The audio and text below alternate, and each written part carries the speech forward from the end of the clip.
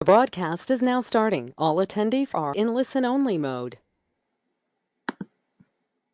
Hi, this is Kendra Hansen, and you are on the Strength-Based Approach webinar 2 of 4.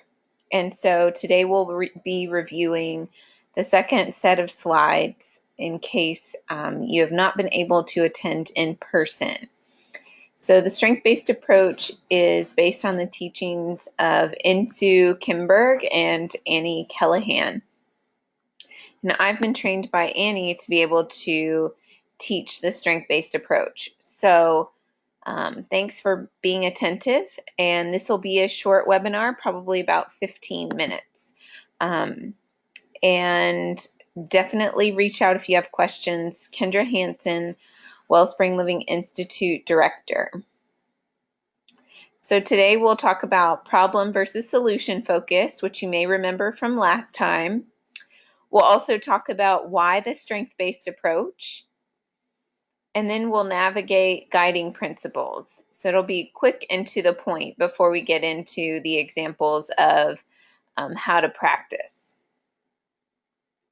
So if you remember, problem versus solution focused. We want our doctors in our medical model to be problem focused. And that just means that when we go to the doctor, we want them to find the problem, right? We're not asking them to tell us everything that's going well. That's not why we're there. We're there because some specific thing is going wrong and we want to stop it from continuing. And so if you think about it from an evolutionary standpoint or from just why you would need this from basic survival, humanity needs the problem-focused instinct to be able to survive. If there is something rumbling in the bushes and it's dark out and I'm an early civilization, then we're going to need to figure out what the problem is and find a way out, right? So definitely problem focus is not wrong. It's not bad. It's just not what works best with our participants at Wellspring Living. So problem focus would be she's not trying hard enough. We're just focused on the fact that she's not trying. Solution focus is she's doing the best she can in a really difficult situation. So we have participants who go through a lot of really difficult circumstances and trying circumstances, and it wears on their patients, it wears them out, and sometimes they just need time away from everybody, and the way that they might need time away from everybody may not be the most socially appropriate manner of getting their time away from everyone. Or group living is also really hard. People get on your nerves. And maybe they've just had enough, and the way that they express that they've had enough is not appropriate.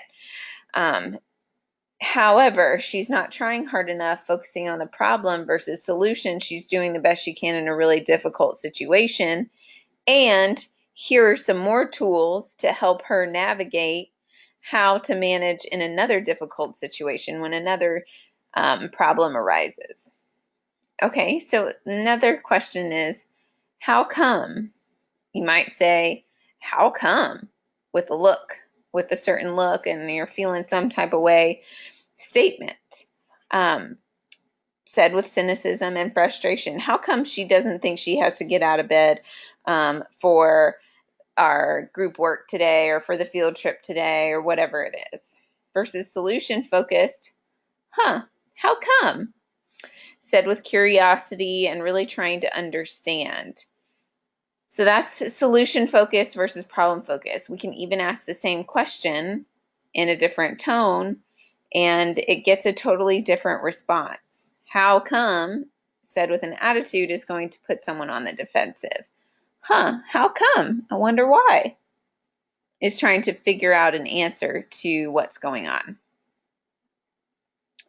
Problem focus, we see eye rolling, no eye contact, not giving client full attention. This happens when staff oftentimes, are the ones with the participants all day long, and sometimes you're just worn out, and it's easier to just not give anyone your attention because you really do need a little minute to take a breather. Sometimes that happens, but that's going to continue the problem. Um, so solution focus, we want to make sure that we're giving full attention, that we have eye contact and connection, so that we're able to meet the needs of those we serve, even when everything in us wants to roll our eyes and walk away.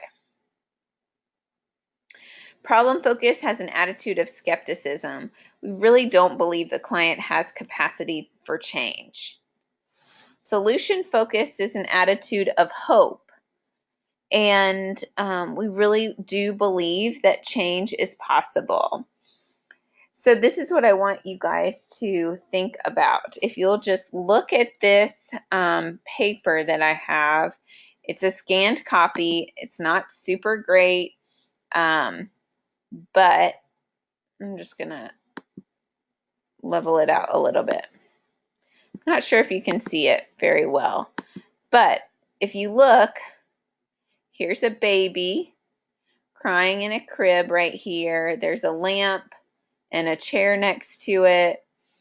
And then there is an old TV at the bottom right, and pizza. It looks like a coffee table right here, ironing board, and a little boy next to the ironing board.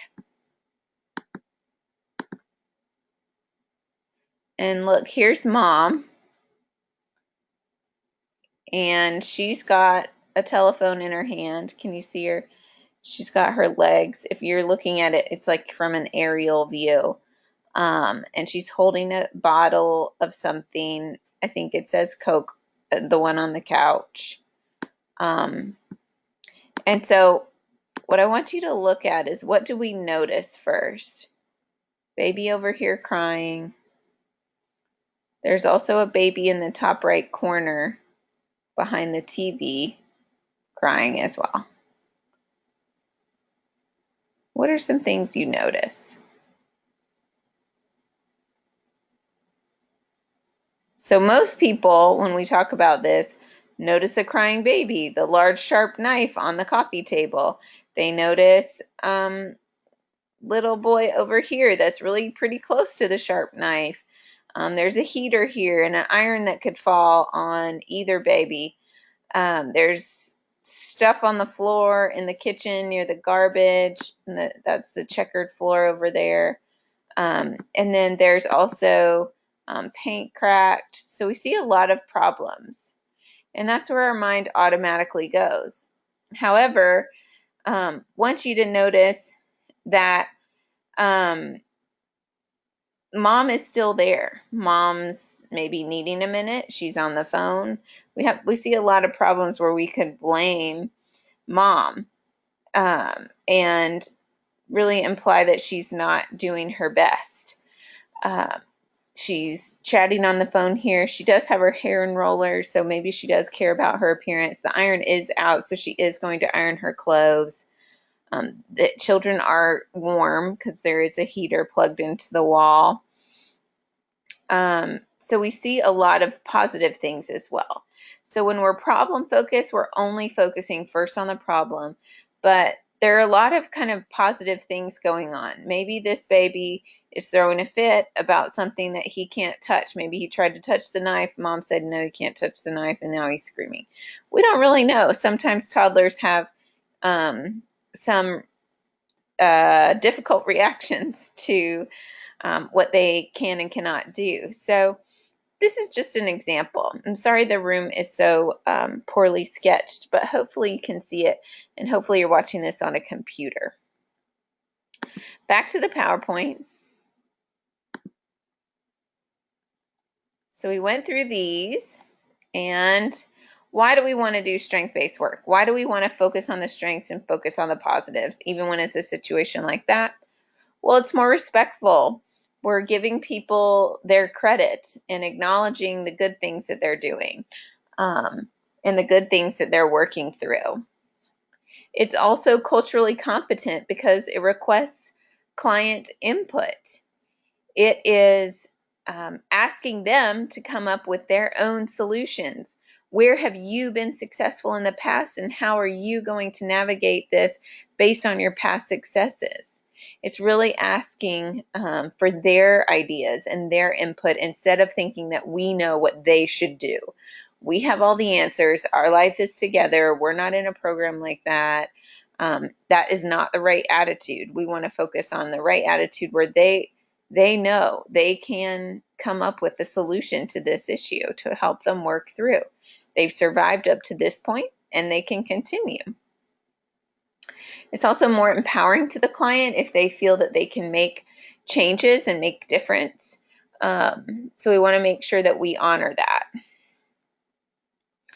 It's collaborative as well. So there is a sense of togetherness when we look to them to see how they can move forward.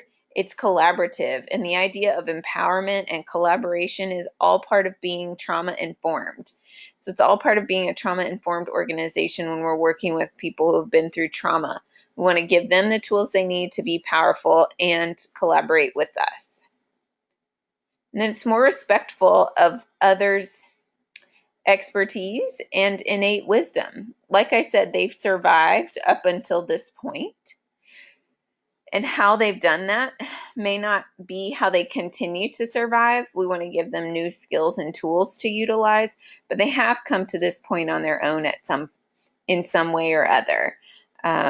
They've gotten through a lot of difficult situations in life already, and so we want to give them the credibility there that they have, and respect that they have been able to achieve survival up to this point and lots of other things.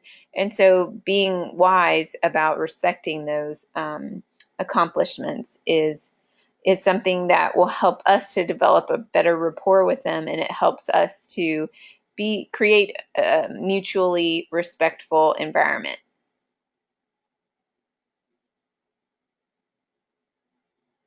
It also facilitates more permanent change.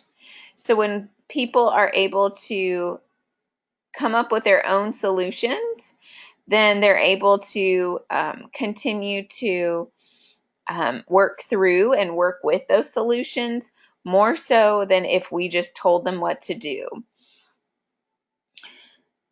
So please make sure that we don't come into this work thinking we have all the answers. We want to make sure that they come up with a solution because that's going to create change. Oftentimes people push back of being told what to do, and so we want them to create what they need to do based on limited choices that we might give them. They can't just, leave the house a wreck or whatever. But their choices about their lives creates more independence and more permanent change. And longer term impact. If the client is thinking for herself, if the participant is thinking, you know what, I'm good at these 20 things, I'm going to narrow it down, and I'm going to choose a career that allows me to do some of these things. It allows me to utilize my talents and my natural gifts and some of the skills that I've learned here at Wellspring. That is what's going to create longer term change, and it's, again, empowering here. Empowering to the client and collaborative by asking and utilizing their current strengths and what they know about themselves.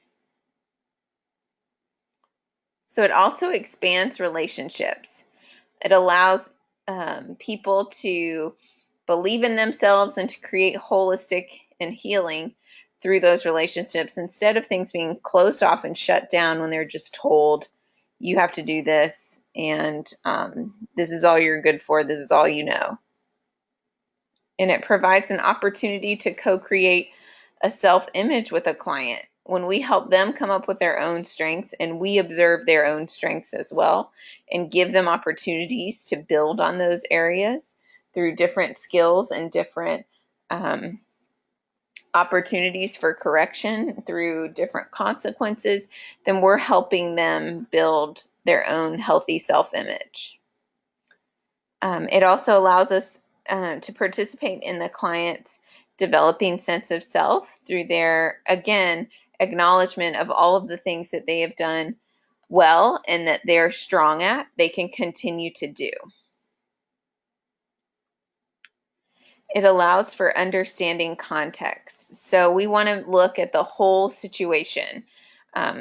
We may be really late to work, but we did work hard on this other presentation, and maybe our car broke down, our children are sick, and our grandma or mom is in the hospital or something like that.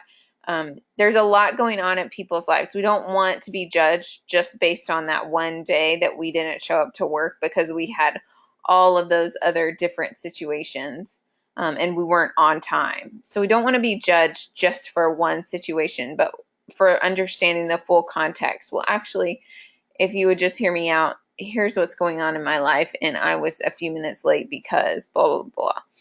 Usually, explaining the context can help people understand what the true situation is and where the strengths are.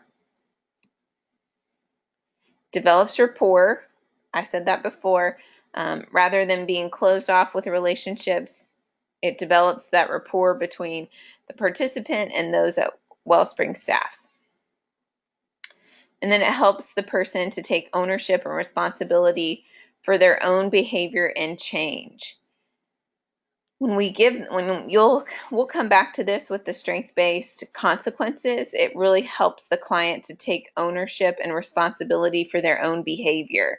We give them some options of things they want to do, and things that they can do, and then they are the ones who actually make the decision. They decide, am I going to do this, or am I going to sit here and be on a frozen stage for a long time? Or am I going to move to a different program if it's a woman? So they get to decide, and they get to be their best selves and work on their best selves while they're here. And then where you put your energy is what grows. Have you ever focused on not eating something in particular, like chocolate or dessert or ice cream or whatever it is? Of course, now I want all of those things. But that's what you tend to think about. If we're going to just say, no, I'm not going to have chocolate, I'm not going to eat ice cream, instead of saying, I'm going to eat more fruits and vegetables or whatever the case may be, then that oftentimes is where your mind focuses. So where you put your energy is what grows. This approach focuses energies on competencies and not problems. Doesn't mean we ignore the problem, which you'll see when we get to the consequences, but it does mean that we acknowledge the problem based on the strengths, on how we can overcome the problem utilizing current strengths. Lots of parenting books say where you put your energy is what grows. So if you want the behavior to continue, then pay attention to it, especially with toddlers. But we want the behaviors to continue that we are going to pay attention to, and we want those to be the positive things. Thank you for cleaning your room today. Wow, you have such a great attitude about this situation. I know it's really difficult for you. Look at how hard you're working in school. We want to put our energy toward all of those positive things, even when there's maybe a whole long list of things that are not going as well. So our guiding principles, which you've probably seen around Wellspring Living, if you've been here any length of time at all, is that everyone has strengths. Everyone is the expert on their own life. This is a hard one for people. If something's working, do more of it. Small steps lead to large changes. There are always exceptions to problems. This is a hard one too for people to believe. And the strength-based approach is hopeful, optimistic, and respectful. And lastly, another one that's a little tricky, everyone is doing the best they can. Sometimes it may help to say in your mind, everyone's doing the best they can at that moment. Like I said, maybe doing the best you can that morning getting to work was being 20 minutes late rather than an hour late, because of all of those different things that are going on in your life. Um, it's not the best you can do because you can get to work on time and early every other day, but it's the best you can do at that moment in time. And so, um, we know maybe they can do better on in school, and they can have a better attitude, and they can not fight or argue or cuss out um, their the person sitting next to them. But in that moment, at that point in time, that's the best they can do at that very minute. And so we want to acknowledge this, that everyone has strengths. They're the expert on their lives. They know themselves the best and what has worked for them. If something's working, do more of it. Give more opportunities to be successful. Small steps lead to large changes. There are always exceptions to problems, and we remain hopeful, optimistic, and respectful about those we serve, about our colleagues, about volunteers, board members, administrative staff, leadership staff, the participants that we work with every day. And that is the strength-based approach as far as guiding principles and why we do it.